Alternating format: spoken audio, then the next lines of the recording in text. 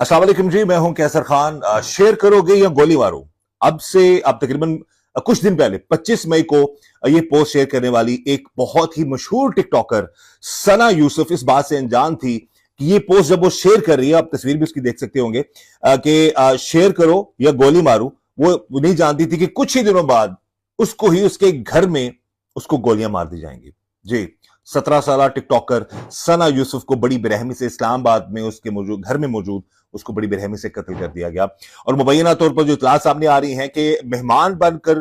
उसका कजन जो है वो आया था,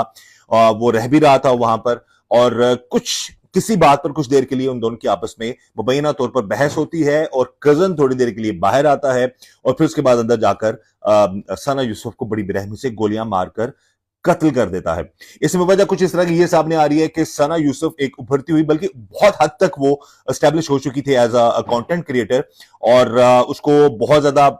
जल्दी पजीराई मिल रही थी, बहुत ज्यादा पसंद किया जा रहा था सोशल मीडिया पर, बहुत ज्यादा वीडियो उसकी वायरल हो रही थी। उसका कजन जो कि जिसके बारे में इतलात है मुबैना तौर पर कि वो मैट्रिक फेल था, वो हसद करता था या फिर वो मना कर रहा था उसको, या उसकी कामयाबी से वो बहुत ज्यादा कहते हैं ना कि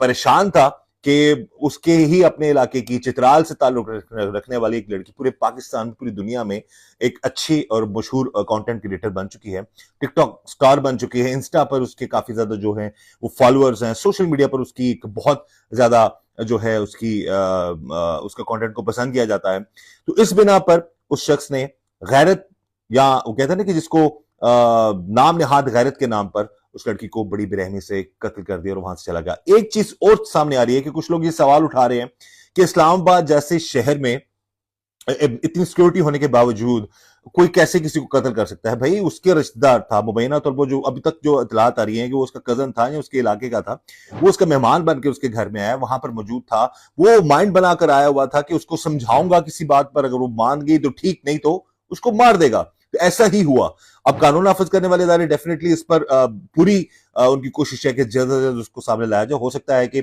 आजकल में ही वो लड़का जो जो असल कातिल है वो पकड़े जाए और सामने भी आ जाए। लेकिन एक चीज बड़ी मैटर करती है कि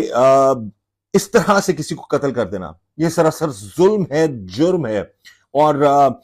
इस लड़की के कंटेंट के हवाले से मैं ये बात करूं कि इसका कंटेंट बहुत सारे टिकटॉकर्स से, बहुत सारे कंटेंट क्रिएटर से बहुत बेहतर था, बहुत अच्छा उसका कंटेंट था। उसमें कुछ ऐसी आउट ऑफ द वे जाके कोई चीज वो रिकॉर्ड नहीं करती थी। अपनी routine life, first year medical की स्टूडेंट थी, अपनी फ्रेंड्स के साथ कॉलेज लाइफ या वैसे भी जो शूट्स कर रही होती थी उस चीज को वो रिकॉर्ड करके अपने कंटेंट के तौर पर वो पेश करती थी लोगों को।